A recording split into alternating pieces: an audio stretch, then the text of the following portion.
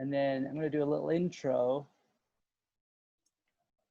There we go. It's both of us on the screen. So are we ready to go? I think, Phil, we're as ready as we're going to be. I've got a few questions on my notepad, and if any comes up while we're talking, I'll write them down and ask them hopefully at an appropriate time. All right. So before I bring Gabriel on the call, just want to talk a little bit about Gabriel. Well, let me just bring him on now, and then I'll yeah, bring him on. That's a great idea. And then just oh, where is he? Should be on. Ask him to start video. So I'm going to push start video. Yep, you're good. Yeah. Hey. Beautiful. Okay. So welcome everybody. Gallery. So I like to always start with a prayer, and then okay, he's jumping in. Okay, go.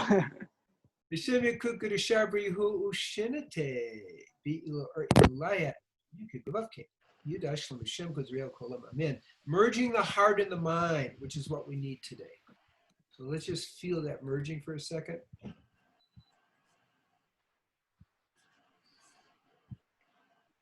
Okay, so can you hear me okay, or did I make it louder? A little louder, but it's pretty good. How's that? Better? Yeah, that's perfect. Good. Do I sound okay? Yep. Yeah, you do. You sound a little English to me, but a little English? Well, you got two English folks on the call here, so that's pretty funny. That's because he's been hanging out with me, Gabe, and it rubs off a little bit. I'm just joking. I'm just joking. Go ahead. All right, so I'll do a little intro. Nothing fancy. I've known Gabriel Cousens for 20 years, since May 2000 when I arrived at the Tree of Life. I'd read Gabriel's book, Spiritual Nutrition and the Rainbow Diet, probably a couple of years before. And then I set a goal. It's like, I want to go to the Tree of Life. I was only going to go for a few months, and I ended up being there 10 years. So it's pretty funny. And I remember getting there, like I'd seen the picture of Gabriel on Conscious Eating. And then I got there, and there was this guy in the fire circle. I didn't recognize him because he looked different. I was like, who's this like wise, cool guy in the fire circle? And I was like, oh, this is Gabriel. So that was fun. So yeah, I spent 10 years there, just, learning about Gabriel's teachings. And Gabriel is a master for sure. Gabriel is a doctor, holistic physician, homeopath, psychiatrist, etc. He's written some amazing books, best-selling books. There is a Cure for Diabetes, Conscious Eating, Spiritual Nutrition, Rainbow Green Live Food Cuisine, Creating Peace by Being Peace, Torah as a Guide to the Enlightenment, Depression Free for Life, and then he's got a new book coming up called Dying into Nothing, which will be quite an exciting book.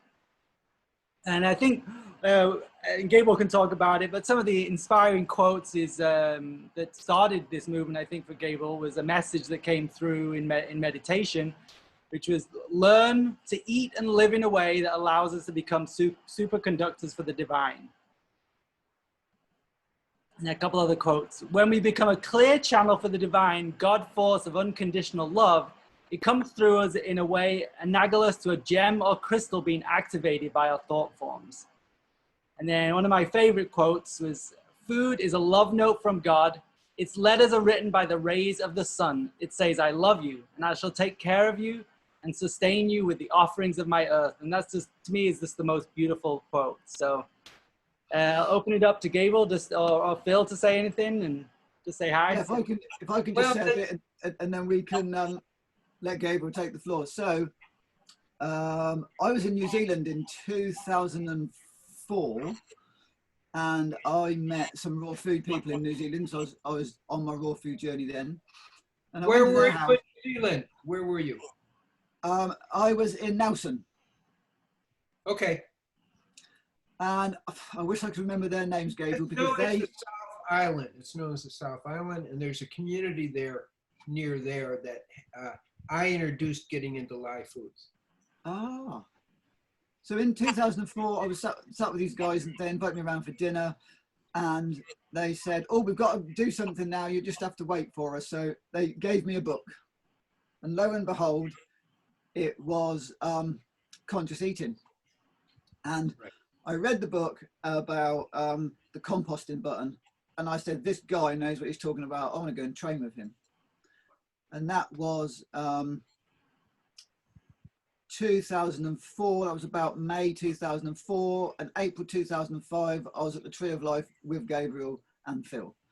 So and I absolutely loved it, Gabriel, and it's you know, it stayed with me and your teachings, and I'm really grateful. Grateful for my time, grateful for you, just yeah, very, very grateful. So thank you. You're welcome. I love the story because near Nelson, which is called the South Island, Yeah. Shanti and I, my wife's from New Zealand, actually helped transfer that community more into a vegan live food community from eating meat. So it's good to hear that it held for, you know, so that was good. Yeah. You know, and 15 years on, here we are on the call. Yes, very cool, very cool. Okay, I think one of the things, Philip, you mentioned is master, but we're talking also spiritual, because one of the breakthroughs I made in the live food world was not separating spirituality from food. That food supports spiritual life. So the focus moves away from food into a much more holistic picture. So in my new book, which I was just working on, called Into the Nothing, slight change from dying, but that was the old title. I really talk about holistic liberation, which really means a total lifestyle that supports us being super conducted with divine. That's kind of the key. And that was in about 1983, where I began introducing these ideas away from just focusing on food. And what I basically, my basic teaching is you can't eat your way to God. So I just think about that. So that's kind of where it began, is that contribution. So my book in 1986, okay, Rainbow Green,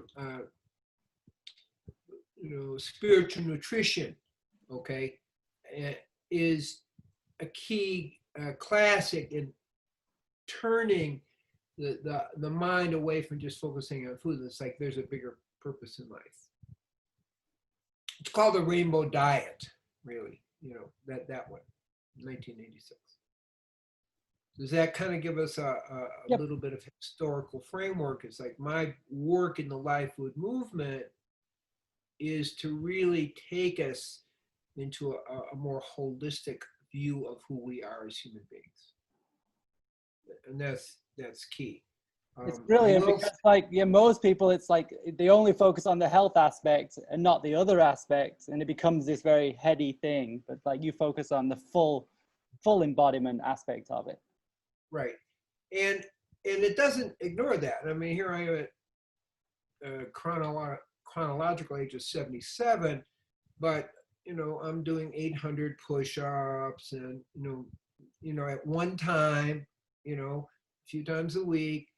You get stronger and more flexible. I can sit in full lotus for a long time. So the beauty about this diet, when you really get it organized to your own constitution, which is very important, okay, you really improve all levels of your health. You get stronger, more flexible, and more coordinated with age, rather than the other way around. You don't get weaker, you don't get off. So it's really exciting. And of course, I use myself as the experiment, right? Who else can I use? So I can say, fine, I was fully on live food in 1983, wrote my first book in 86, and here we are now, quite a few years later, 45 years later, roughly speaking, it's actually 37 years, but the point I'm making is, you get better if you're really on it. Now, here's a key that people have to understand. It has to fit with your constitution. So I'm going to go back to Nelson and the community there, because somebody else came, and I won't mention the person's name, okay? And they weren't really live fooders, but they were vegans. And in New Zealand, sheep eating country, people's constitution needed more protein. So when they went to a vegan diet and they try to follow this kind of low protein, low fat, high complex carbohydrate diet, okay, which is good for at least 30% of the population, they failed. They gave it up. And so when I met with them, he says, wait, you guys are sheep eaters. Let's think about this. So they said, you need more protein in your diet. That was the turning point, because they all felt better and felt, they were able to succeed. So there's not one diet. We're not a bunch of cows only eating grass. So 70% of the population actually needs more protein. Obviously, plant-based protein, spirulina, chlorella, all kinds of easy to get plant-based protein. Take spirulina, what is it? It's 60 to 70% protein, but it's up to 90-95% assimilated. And that's tremendous. So we can easily do this on a live food vegan diet. There's just no problem, but you have to be aware enough to individualize your diet to who you are. That's the key thing. I'll give you an example. Again, I'm an experiment. So somewhere around 70, 72 years old, I was stuck doing pull-ups. I couldn't get beyond 25. So what's wrong here? Well, I kind of looked in the literature. So with a little bit of chronological age, we actually have to need to increase our protein. I'm a low protein person. I was done with 8% protein, which is really low. So all I did was add 1 tablespoon of blue-green algae, 1 tablespoon, that's it. And in a month, I was up to actually 50 pull-ups. I eventually have gone to 100 pull-ups. But what I'm saying is I made a slight adjustment from 8% to 10% protein in my diet, because I'm not a person that needs a lot of protein, and tremendous results in terms of strength and endurance. I will say that when I was a captain of an undefeated football team and National Football Hall of Fame, at the age of 20, I could do 7 pull-ups and 70 push-ups. So here we are, what am I going to say, 50 years later, really, 57 years later, actually, doing, 800 push-ups. And I'm going to go higher. Today I'm going to go for past that. But someone made a funny comment. It's just like how many other 72-year-olds say I'm stuck at 25 push-ups at 72 years of age? I mean, pull-ups, right? Pull-ups, yeah. This is like. Yeah. So I go up to 100. I kind of keep it a little lower now. But the point is, you get what I'm saying, is that on this diet, when you make the right adjustments, because we need slightly more protein with age, we get tremendous results. And so I'm a lifetime kind of, figure it out, since 1983, what's that? That's 27, it's 47 years, right, on this diet. And I'm only getting stronger and more flexible. That's a statement, but I had to make the adjustments. That's key. You have to adjust. Now, if you're middle age or you're in your mid 40s, actually admitted to have too much protein, double the amount of cancer. Quadruple the amount of cancer. Okay, so you got to be careful, because too much protein at the wrong time isn't a good thing. And they double their mortality rate. So it's like, wow, you really, so too much is a problem too. So we always have to pay attention. We always have to keep adjusting according to who we are, what our age is, what our constitution is. That's what makes it successful. So I see more than 99% success rate when people follow this. Success rate's important. Okay, and that's why the people who came before me and Nelson failed, because they said there's only one diet for everybody. You can think about who that may be, but I'm not gonna share it. That's great. So I had the title of this call, what is natural immunity? So what is natural immunity to you, Gabriel? Well, you know, people are very focused on the COVID-19 type thing, but the real concept isn't about vaccinations. It's really build your immunity. So natural immunity means you don't get sick. It means your immune system is responding appropriately to everything, and no matter what your circumstances are, you're able to kind of have a protective field. And the Chinese talk about slightly different. Now, how is it slightly different?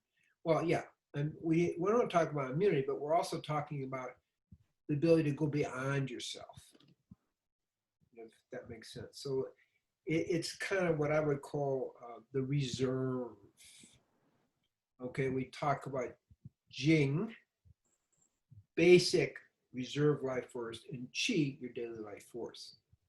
So when those are in order at a certain level, and I'm going to tell you, a lot of people have, out of 100, maybe 10% or 20%, you're just not going to have very good immunity. So I measure it on myself. So I'm at 100% in both Jing and Qi. I go all day. Okay. But the field of body repair is just part of it. It's just a total way of being in the world. So it has to do with how do you build it? Well, you're breathing, you're drinking enough water, you're making sure you're drinking enough fluid to be urinating, you know, every 2 hours. You're getting at least 7 hours sleep. We know for sure that when people don't get enough sleep, their immunity is seriously compromised, even in a few days. So we need a 7 hours sleep, somewhere between getting to bed be around 10 or 11 and unbroken through the night. Okay, so these build the immunity. We have to exercise, we have to move, we have to work on our balance. Breathing is very important. Every 6 days a week, I'm doing pranayama. I always rest one day. Breathing exercises. We know for sure that meditation improves your overall immunity. How much? Well, the research since 1973 shows that people who are meditating regularly, I'm going to say just 20 minutes a day, twice a day, which is very low amount, regenerate and literally are 15 years younger physiologically than people who haven't been doing that. So we know meditation regenerates the immune system in a major way, sleep, major way. So these are all things that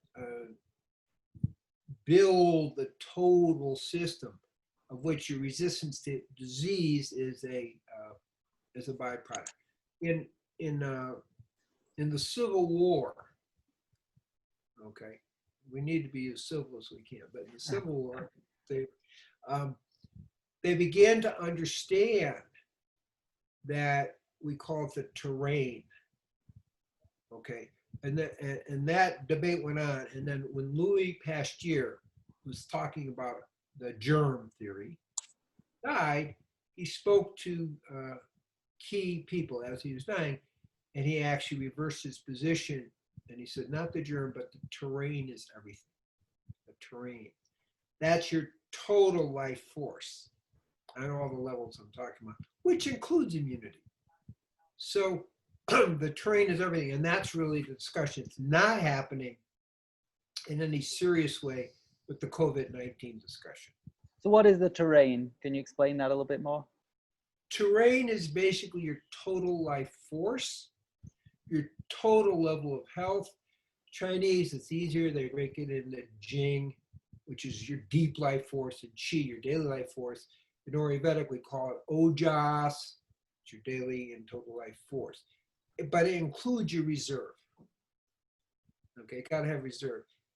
If your Jing is at 10, you don't have reserve, you know, and you have to build it up.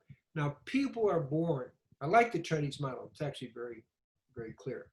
So people are born with prenatal Jing and postnatal Jing. Think about that for a second. So prenatal Jing is how you come in. Like some people are just healthier than other people. We've all observed that. It doesn't matter what they do, okay? And postnatal is what you do to build up your deep life force. But it's not like in genetic. Does that make sense what I'm saying? So think deep life force. That's the key to immunity. Because immunity is connected with the deep life force. Qi, your everyday life force, is your energy during the day. But the deep life force is what our focus is. And that using in the 1880s, okay, when they began using that language, that's the word terrain. They're really talking about the Jing, the deep life force. And that's the key concept.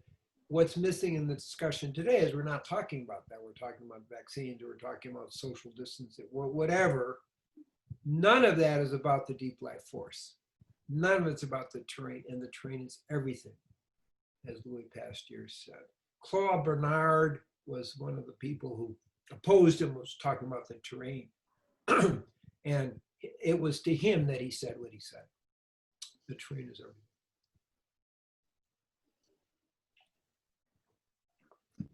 Does that make sense, what I'm saying? Yes. Yeah, totally. So if we think terrain, we have a totally different, again, this is language which has been used since the 1880s, okay? Between Louis, there were a lot of French people. We have Claude Bernard, Louis Pasteur. They had their own debate going on, but it actually began in the Civil War, where people saw who made it and who didn't make it. What did they need to have? They had to have that terrain, or deeper life force. So that's what we have to be working on, and the immune system is part of it, but it's an energetic field as well. It isn't just, quote, the immune system in an allopathic way. Is that starting to make sense now? Mm-hmm. Yeah. And the terrain is a total lifestyle. It's 100% vegan, at least 80% live food. I mean, I like that mine is 99% live food, but 80 is where I've seen the cutoff point, where below that it's you don't get the really, really super benefits. 95 and above, you're getting super benefits in a more powerful way. Okay, so it's eating, breathing exercises, exercise in general. Like I'm exercising, I'm taking a walk almost every day. I do other kind of things to build up that strength. Okay, so resting, relaxation, proper sleep, meditation. These are all things that build up the deep life force, postnatal Jing, or what I'm calling the terrain. Is that starting to give a bigger picture? Right, yep. So. Bill, do you have any questions? Because I got a few other questions here. Well, yeah, actually, the thing that came to my mind then was exercise, Gabriel. You obviously, you clearly talk about doing pull-ups and press-ups, and you say you do some walking. I remember when I was at the tree with you, you were very much into rebounding on a mini trampoline. Yes. That's part of it. I'll go, they say you need 10 minutes. I usually will do a minimum of 16 minutes, jogging on the trampoline. If I'm not walking that day, or it's raining or whatever, I'm going to use the trampoline. I'll be jogging on it. Cool. But it's the same kind of concept of aerobic exercise. Yeah. So someone just sent a question, and it seems like a good time for it. How do we achieve 80% raw per day? An example meal plan, and what types of cooked foods and quantities? That's quite a big question, isn't it? Well, let's make it simple. Yeah. Everybody's constitution is a little different. Some people, as I say, need more protein. Other people need less. So let's say 30% of the population needs less protein, 10%, and maybe, the 70% of the population may need 15 to 20%. Okay. And I think that's the key concept here. So they've done research, okay, and I'm going to use range because I think will help people. So people who need a lower amount of protein need at least 35 grams a day. People who do need higher protein need about 70 grams a day. That's still a pretty small range, but that's the optimum range for longevity, 35 to 70. So I'm a person that kind of like, I'm a, what we call slow oxidation, 35 grams is plenty, okay? 70% are gonna need, 70 grams. So that's a range of protein that we have.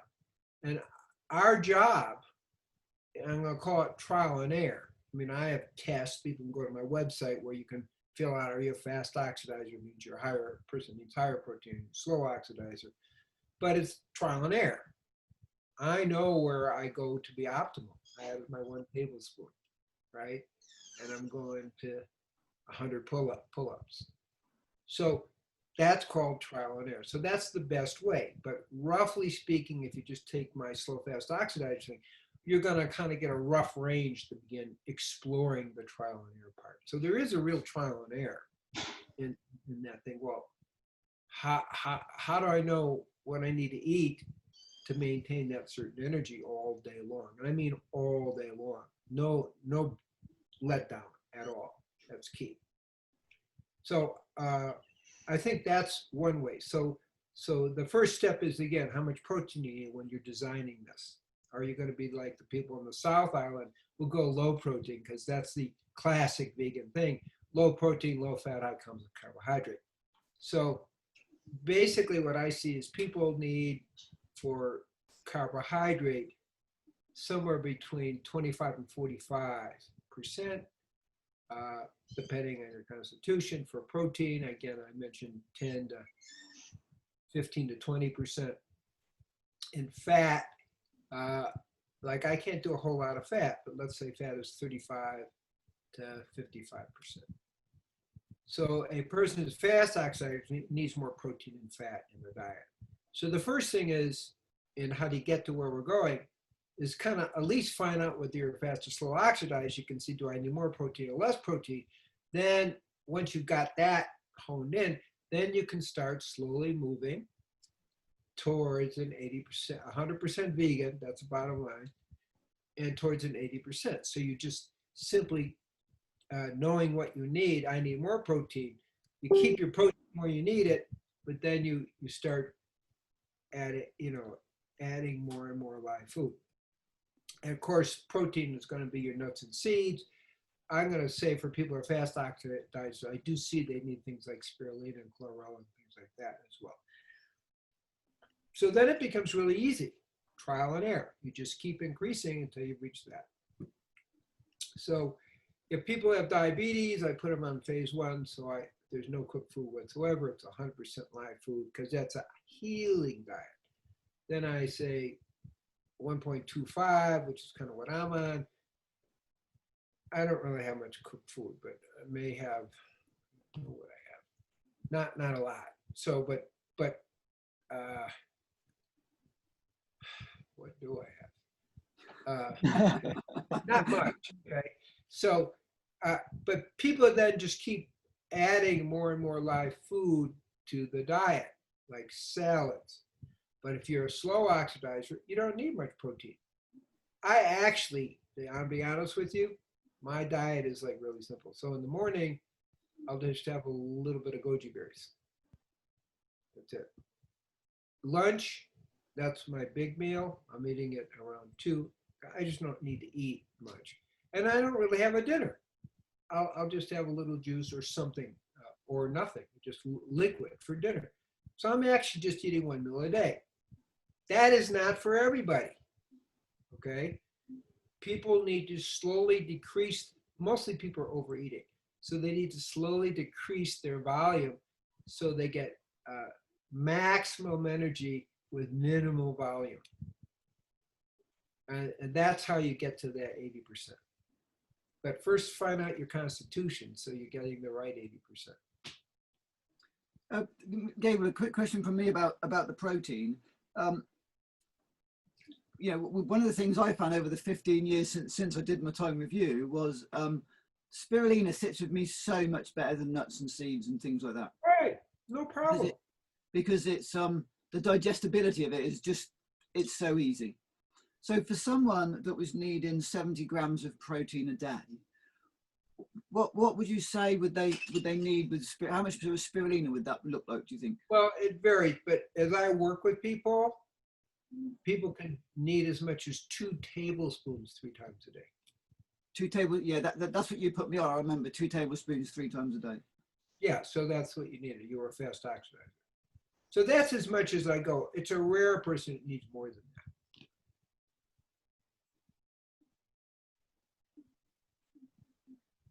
So there's not one diet for everyone. That's the key principle. You have to individualize your diet. That's part of it. And that's where you get your success. I think that, Gabriel, just to add in, when, you know, quite a lot of people say about our lifestyle is, oh, that there's not one diet that fits everybody, Phil. You know, we're all different. And I say totally we're all different, except, you know, fundamentally we're all plant-based. Right. And what you're talking about is kind of exactly that, but they're arguing on a whole different angle, because they're not. Well, they're trying to make an excuse to eat meat. Okay. The point is, you get much higher quality of protein with spirulina, chlorella, and other protein sources than you do with meat, fish, chicken, and dairy. The other problem: meat, fish, chicken, dairy are much higher in pesticides and herbicides. So, a breastfeeding woman who's eating meat, who's vegan, only has 2% of the pesticides and herbicides in her breast milk as a meat-eating woman. That's pretty important. So, that's incredible. Right. So when we're looking at meat, fish, chicken, and really dairy, we're talking about a much higher rate of pesticides and herbicides, even if it's, quote, organic. Okay, because the lower you eat in the food chain, the less you're going to get. Even if it, as they say, organic, it doesn't matter. The air is polluted, this is polluted, so you're lower in the food chain. So the cow concentrates all the grass. So it's concentrating on the pesticides, herbicides in the air that are on the grass as well. Yeah. And that's where the whole discussion breaks down. So meat eaters have a much higher level of pesticides and herbicides literally in their tissues as a result of that. Yeah. Yeah. So that's why the whole thing goes away. You know. We've got another question coming in asking, what's your opinion on grains, potatoes, and bread? Well, white bread, white potatoes are like 100% junk carbohydrate. They're 100% sugar. None of that's going to be good for you. Some people need not, I honestly don't really have much grain, very, very little. But some people have grains and need a little bit of that carbohydrate energy. I strongly recommend the non-gluten grains if you're going to do that. Okay, millet, buckwheat, teff, things like that, versus wheat and barley. So if you're going to do grains, which I really don't necessarily recommend, then I would make sure you're doing a non-gluten grain. So in 475 BC, the Taoists said, "Be gu." What does that mean? No grains. For the Enlightenment diet, to walk on the jewel pond, because that's liberation for the women Taoists. Be gu, no grains. So the statement is kind of made. 475 years BC. So that's kind of the key thing, what I say about grains. It's a rarity that I'll have any grain, you know, in any way. And there's so many ways to get green-like things if you want in today's world. So I don't really push it, but that's, again, you're talking about a person that's doing 800 push-ups, okay? Yeah. I'm a little bit stricter, if you get what I'm saying. I'm like going for the optimal as how I approach it. So I'm 99% live, and I'm, so big O, no grains. What's the big deal? But when you're moving in that direction, then at least do the non-gluten gliadin. Gliadin is also very reactive grains. Yeah, I found quinoa in my transition in time quite that was a useful grain-like substance. Yeah. Sorry, Phil, I've got one more question. What's your take now, Gabriel, on nuts? Well, I think it's really important to soak the nuts and seeds, to pull out anything that blocks digestion, like the anti-hemagglutinin and the antitrypsin factors. Okay, so soak them overnight and pour off the water, obviously, and then you can have nuts and seeds depending on your power of digestion.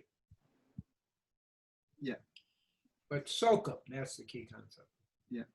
So I really like you talk about terrain, and I always think about terrain as like, oh, is this the digestive system? But you just like blew my mind where you're talking about terrain as the full life force, the Jing energy. And it's like, when people say terrain, they just kind of focus on the digestive system and the bacteria and stuff like that. But it's like, it's so much grander than that. And I think thinking about it as Jing, you're like, okay, what am I doing that's enhancing my Jing? Am I rebounding every day? Yeah, that's enhancing my Jing. Am I going for a walk? Or what's depleting my Jing? So it's kind of, you ask a question, what's depleting me and what's enhancing me? And I think it's a brilliant way to think about it, So. That's right. And that's what I think about. You don't get enough sleep, that's going to deplete your Jing, and within 2 days. That's how quickly it happens. So you just ask that simple question: what builds it? What depletes it? It gets really easy, because that lays out your lifestyle. Right. And sadly, a lot of people don't know these things, don't know these basic things, because out there people are arguing about social distancing and masks and things that are just totally not even, to me, connected to health. And it's like, why are we even discussing this? Why aren't we talking about going for a walk and breathing and rebounding? It's like so obvious, Well, it is really obvious, and that's a real question. Okay, it's like, how come the obvious isn't being spoken about? It's a big question. It's like, of course, you want to be healthy. You can't, you wear a mask. I don't want a big thing of mask, but you're going to cut your oxygen down by 20%. You're also going to get an excess of carbon dioxide, which is actually detrimental to the function of your mind and your energy and your life force. It's like, why do you want to do that? Plus, there is no, and I want to emphasize, there is no research paper, that has been certified, so to speak, that shows wearing a mask makes any difference whatsoever. Okay? That's a big deal. There's no published paper that is certified that shows wearing a mask is helpful. So why would you do that? Because you're not thinking, because you're in fear, because you're in panic, and because public officials who have no health background are telling you what to do, and then you stop thinking for yourself. What I like about the live food movement is it draws a lot more people who are thinking for themselves. Yeah. Otherwise, they wouldn't be doing live foods. I just went off on the mask thing just to make an example. Yeah, no, and then the mask thing for me is like, people are wearing the same mask every day, and it's a piece of cloth, and it's, they're wearing it outside, so it's pulling all this dirt and bacteria, and then any toxins that are exhaling from the body is getting caught in the mask, and they're breathing it back in. It's just like, and I get the concept. They're like, well, you need to wear a mask to protect someone else if you sneeze, but there's this suppression of your own immune system by wearing this for many, many reasons, Right. Well, including not having enough oxygen to make your system work. Right. So that's the problems, that people are in fear. People choose not to be educated. People are also getting miseducated by the media. So we have a bunch of things going all at the same time. So that is a concern, that people actually buy the story when it's blatantly unscientific and unvalidated. No validation at all in the research for wearing masks. Right. There's no peer-reviewed article that has shown that you need to wear a mask, or that that it's protective. No peer review. So what's going on? Now, people have stopped thinking because they were in fear. Yeah, and I think that's one of the, for me, Gabriel, that's one of the real, quite often people ask, what for me, what's the difference between veganism and the live food, raw food movement? And one of the things that does appear to me quite obvious is the consciousness change. The consciousness, right. People that are eating, I'm not trying to put anyone down at all here, but people that are eating what I'm going to call a standard vegan diet is then very different. I mean, since I was at the tree, I've been more or less 99.9% raw. And the consciousness, there's no doubt, there's no doubt in my mind, consciousness changes. And, right. And people say to me now, oh, so you're vegan then, Phil? And it's like, not really. But, but they're trying to box me because I don't eat any animal products. The only label they know is veganism. It's like, well, no, I eat living raw food. So, I call it live food vegan. So it makes it easier. It's vegan, but it's live food. Yeah. I combine the two so people without educational background know it, and they can relate at some level. Yeah, and it definitely, I think the emphasis I'm putting on there is, it definitely changes mindset and conscious evolution without a doubt. So I found that in my earlier research that 95% of the people on a vegan life food diet, at least 80%, actually had much enhanced spiritual interest. Like enhanced spiritual interest. Yeah.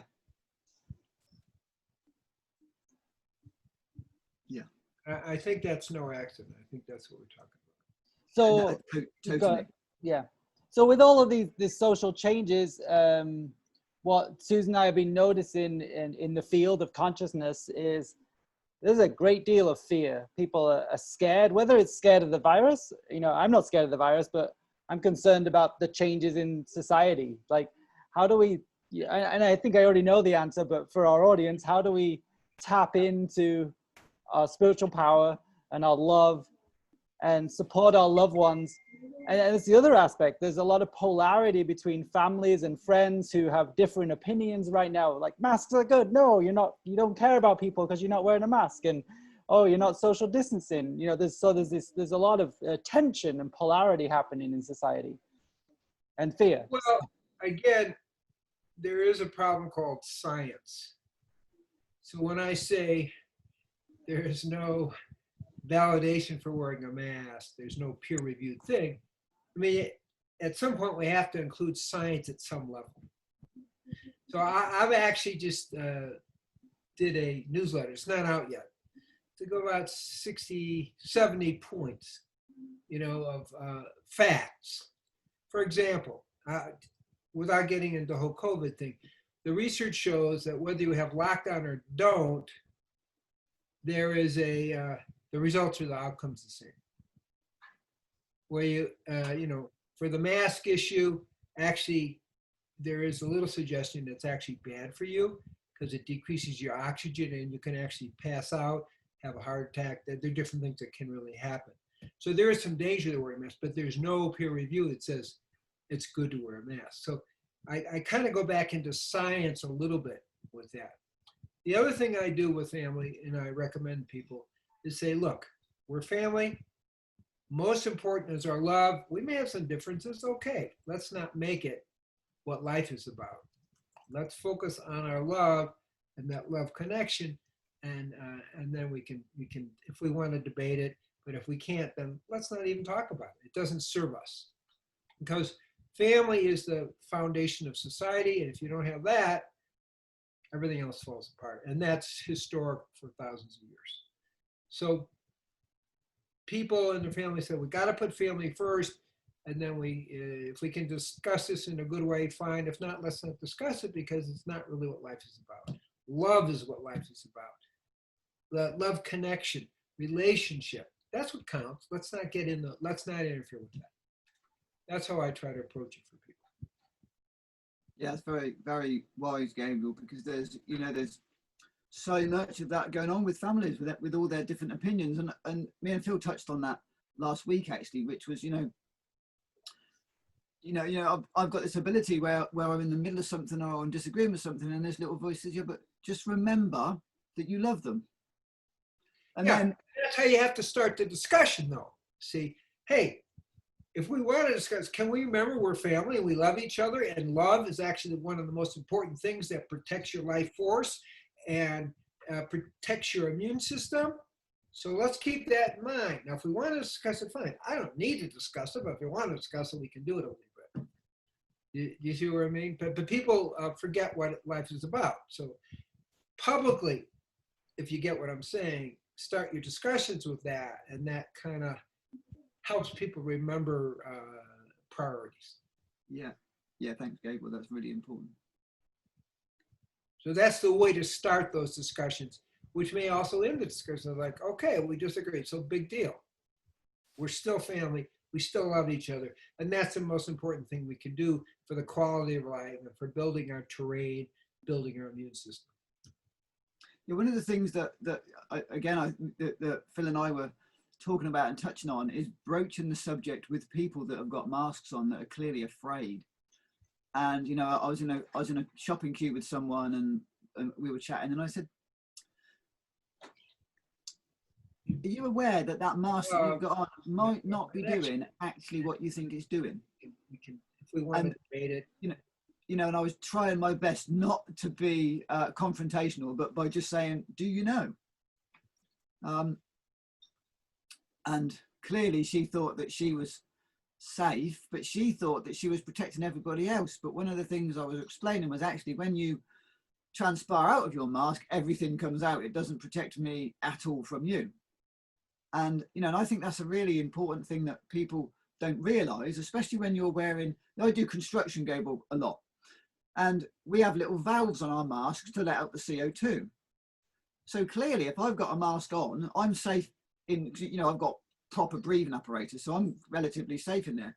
But as soon as I breathe out, I've filled someone's house up with my stale air and whatever I've got in my body. But they think they're safe. Well, the best way to approach is what you're doing now. You're on a program where most people are interested in listening to you. Okay? That's a pretty big thing, pretty important. Talking to people in a line can have some big downsides. People are getting in fights about it, and so personally, I think it's good to avoid those kind of discussions because they don't necessarily have a greatest outcome, but they can have a real negative outcome. So it doesn't serve you in a way. Better you should do what we're doing now, talking about it, right? I mean, with a little bit of science background, you realize even the N95 mask, its holes are much bigger than the size of the virus. So you're not stopping the virus coming in and out. Most people don't have their mask sealed, so they're breathing in the air from the outside. There's just nothing that supports wearing a mask being helpful.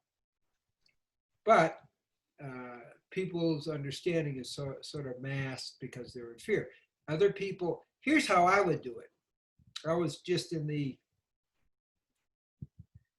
I had to go to City Hall.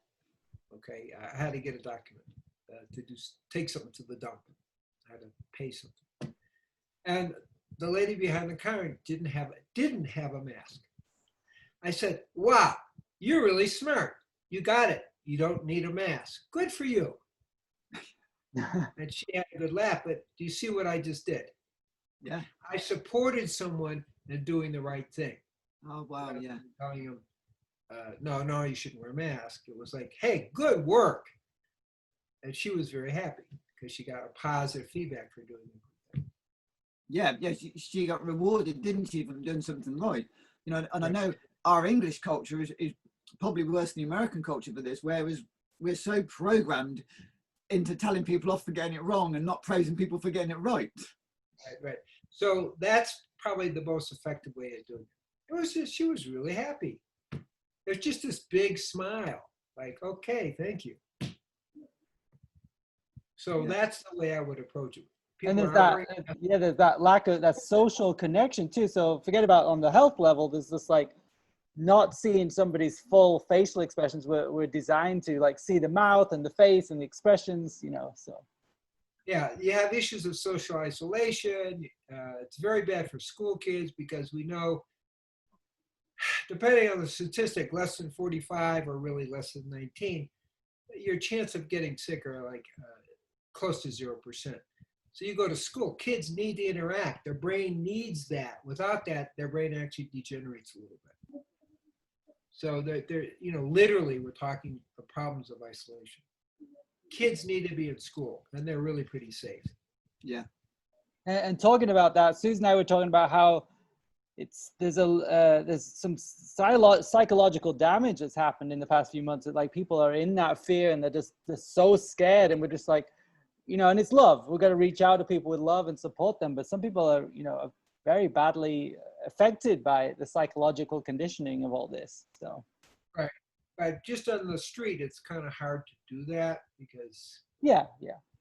you know, but like your program, this is good. Like what I try to do with my newsletter, because you'll see all these points. There's really some scientific basis, but I'm speaking to people who actually want to hear it and be supported by it. And that's the key, I think, is how we bring it out to the public. And then it kind of spreads from there.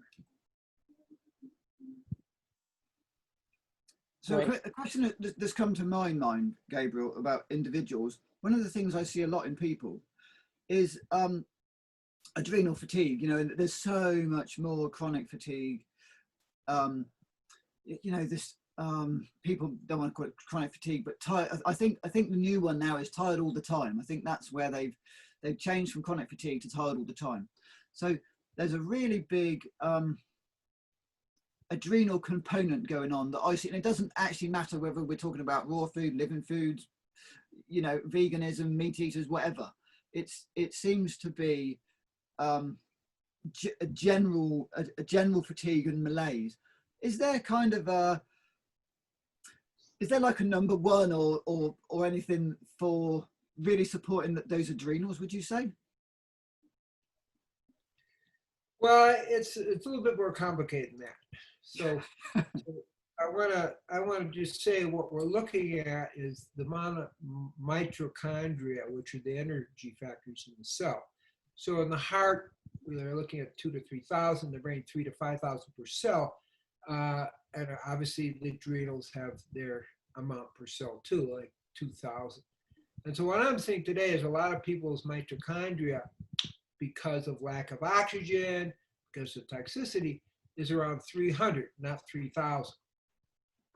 So my focus is often to examine the mitochondria level and give them things that kind of build up their mitochondria again. So I don't kind of give medical advice over the thing, but that's a way to look, because those are your energy factories. And you can do that. You can build it up. So that's the way I approach it. And adrenals, maybe 80% of the people I see have low functioning adrenals. Somewhere between 10 to 15% out of 100. So 10 to 15% actually have adrenal fatigue and the rest of them are mitochondrial? No, I didn't say that. I was saying about 80% have adrenal fatigue. Oh, wow. And a certain percentage of those also have depleted mitochondria, which is the next level down, more serious problem. Yeah. So I know you don't give medical advice, but what are some kind of daily practices? Like, you know, for myself, I'm doing shaga tea and reishi, and I want to kind of some superfoods and herbs that people can safely do on a daily basis that are going to enhance their adrenals and stuff like that without it being kind of medical advice. Right. So, well, I kind of use the word tonic herbs. That's a safe way to go, which is different than medicinal herbs.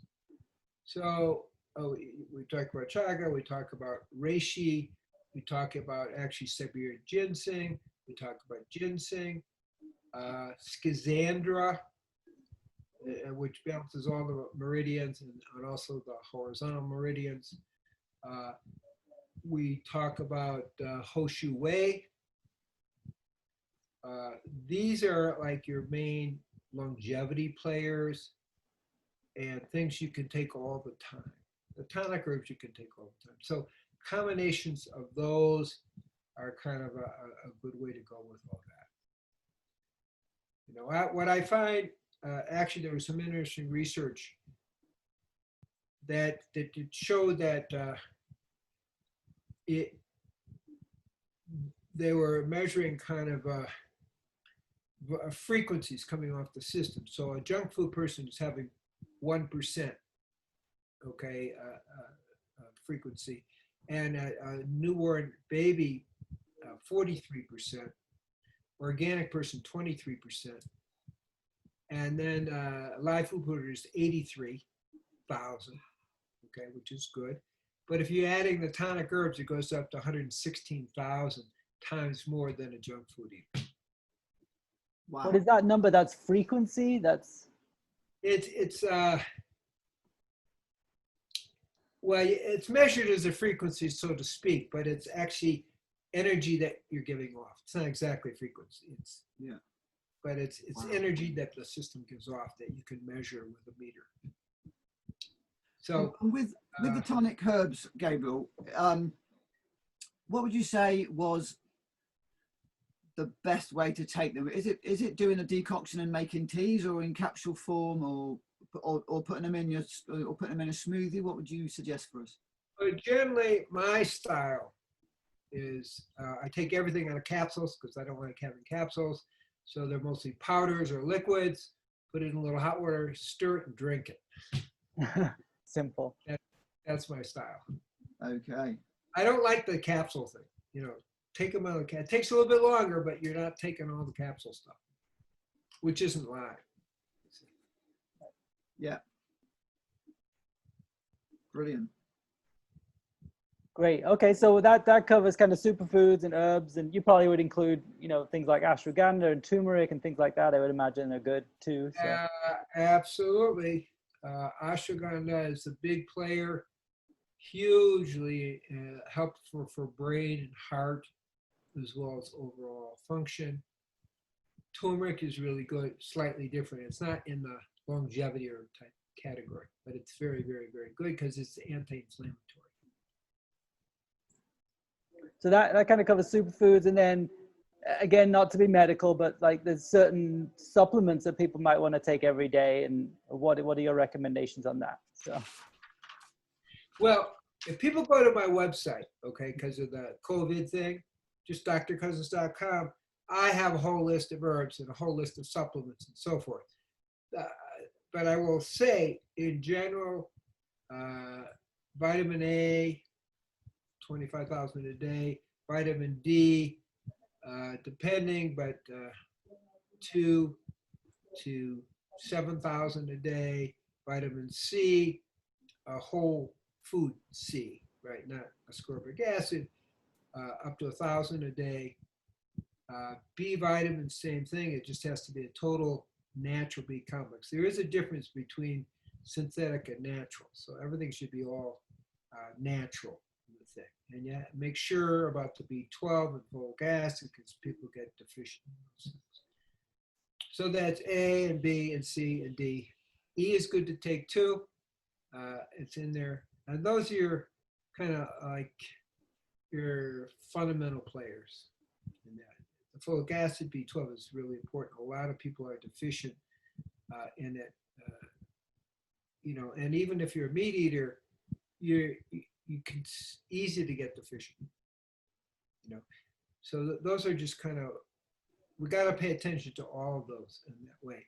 Then I also have systemic enzymes to decrease with inflammation. That's another thing I recommend. So that's kind of a, without saying too much, an overall kind of thing. So I use the word subtle organizing energy fields, which is the degree of organization our cells have, our body has, and our organs have, and it really fits in with what I was saying about the 83,000, 116,000. It's the degree of organization. The more organized the system is, the healthier you are. The more chaos, the less healthy. So everything we're talking about is creating order out of chaos. That's probably the best way to put it. Nice. And so when we go to the word terrain, we are talking about more order out of chaos. We're talking about longevity. We're talking more order, sustainable order out of chaos with the tonic herbs, which you can take over a long period of time. So it's all kind of the same concept.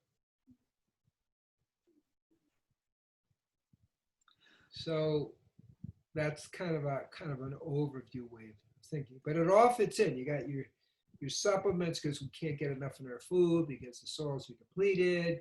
We've known that since the 1930s. Yeah, so everybody needs some level of supplements, which I mentioned, but they need to be whole food concentrate supplements. So you get the frequencies, exercise, breathing, love, relationships. These are all really, really important things. So it's a total lifestyle that we're talking about. And that's why I call it, the whole, I have in my book, I'm talking about the holistic path to liberation. Yeah, I really like that. Everything counts. I really like that, Gabriel, the holistic path to liberation. That's really nice. Yeah. Well, you'll hear about it. Hopefully in the next 6 weeks or 2 months, that'll be coming out. So just, I think that covers a good foundation there. Let's maybe kind of tap into the ancient texts and predicting this time and the calamity that we're going through. I know you like that topic, so. No. Well done, Phil. I think the key is that there's nothing new here. We have the plagues. China's really having the plagues. If their dams break, they're going to have huge plagues. They have the swine flu plagues. They obviously have the viral plagues. And on every level, people are going to be facing things. So what can we do? Turn to God. Connect with your soul. So you're at peace with what's going on, and then you can make the best decisions about it. So the biggest message is God dwells within you as you. Pay attention, reconnect your soul, and that's what empowers you to get through these difficult times. So the reason there are difficult times is to wake people up to God in their life, and that's how you get through. I call it faith. What do I mean by faith? Faith in the truth. What is the truth? There's only God. So when we turn to that, we become greatly empowered and more likely to make it through the difficult times. But the difficult times are here to wake us up. That's what we have to see. But if we just see it as difficult times, you just get depressed and frustrated. That's an overview of the story. That's great. Cool. Let's see, I think I covered all my major questions. Phil, do you have any other questions? I've got a major question, Phil. Okay. Which is,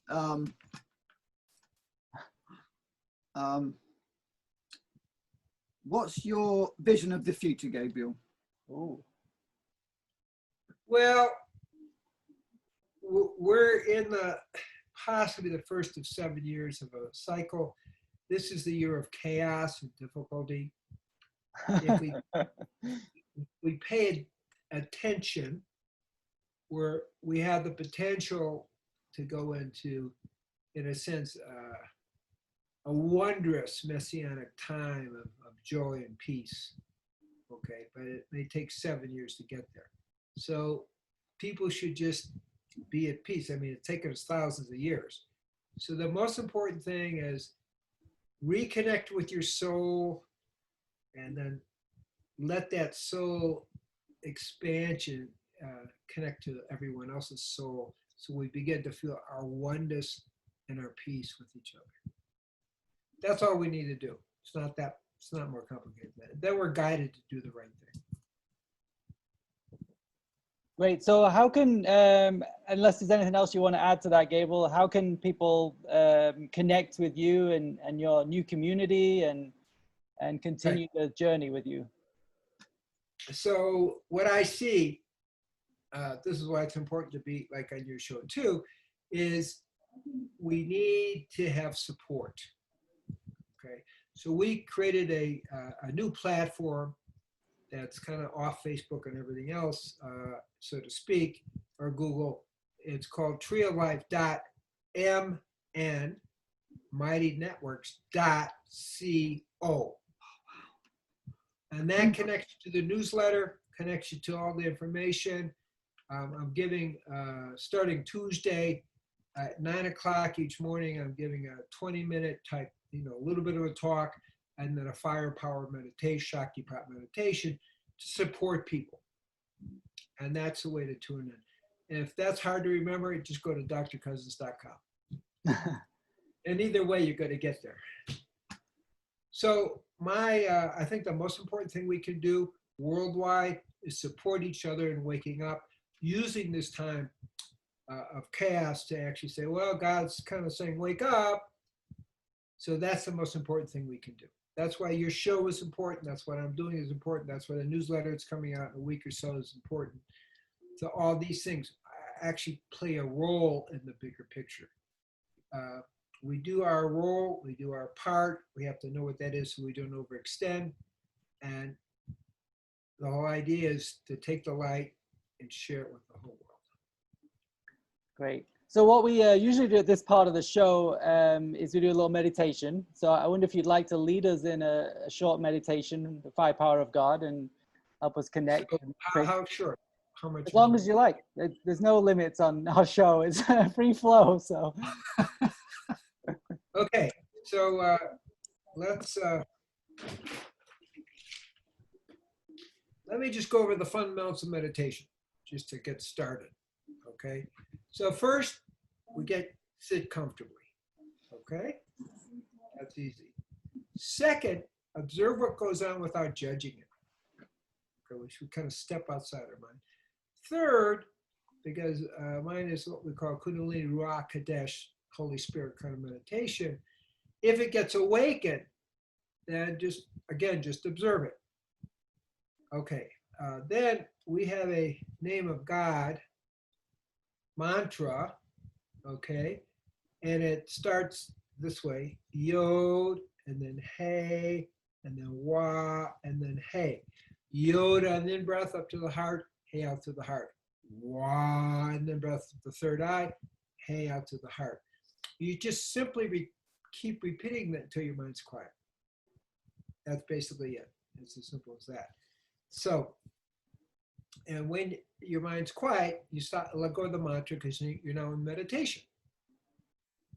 So the other part of that is I do visual and activation of the Shakti, of the Kundalini, of the Ruach Kadesh. So I'm going to kind of look into the screen. Let me see if I can get a little closer. Hold on a second.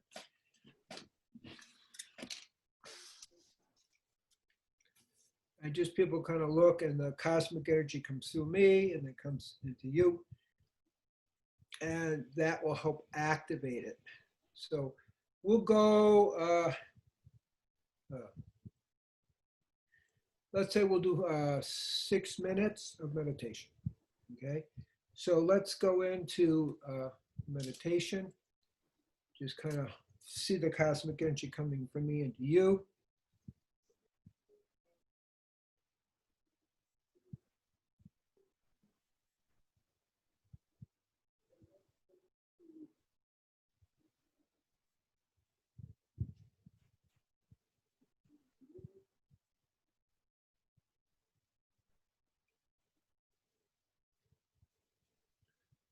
And now we'll go in meditation with the Yod. First letter out of the nothing.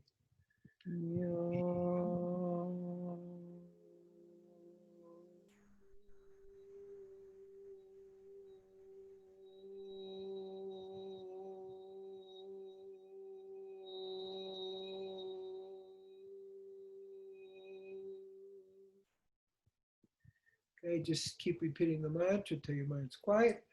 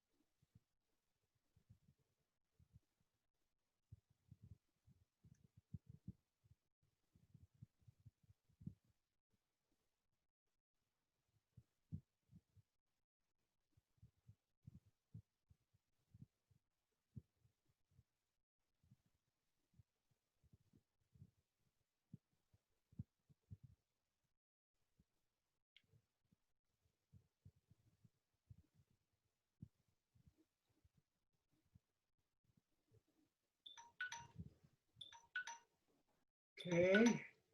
Slowly come out of meditation.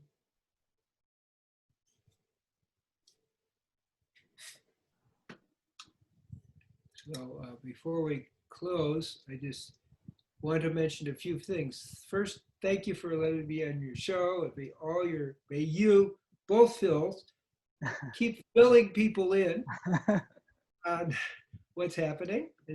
Much success. This Friday night, 17th and 18th, 19th, we're having our meditation intensive, which we do once a month, which is 3 Shaktipat meditations a day, a little bit of talking, questions and answers. And then immediately following that, we're actually on the 20th of July, we're actually having our first internet fast. Oh, wow. Which is a 7-day fast, which is lots of supervision. And then every Thursday at 11 a.m. Arizona time, which is your time too, which covers Israel, Europe, and US, I have kind of an hour program, which is Q&A and presentation and Shaktipat. So there's a few things happening. But starting this Friday night, we're going into our meditation intensive, which we're doing once a month to support people. And then right after the 1-week fast. And then every Thursday we're there. So Great. That's my announcements. And so, yeah, if anybody wants more links and information about what went on this show, just go to philandphil.com, join the newsletter, and I'll send you a little newsletter out with some links and more information about Gabriel, and also a free recipe book with some great live food recipes. So, Thank you. yeah. drcousens.com or treeoflife.mn.co. So one way or another, if you're interested, you could make it happen. Great. All right. Well, thank you, and many blessings, and thank you so much. It's been an honor. Phil, do you want to say any last words? Yeah, Gabriel, after all these years, it feels like yesterday that I was at the Tree of Life with you. And, you know, I appreciated you then, and I appreciate you even more now. So, you know, you're amazing. You're a real giant.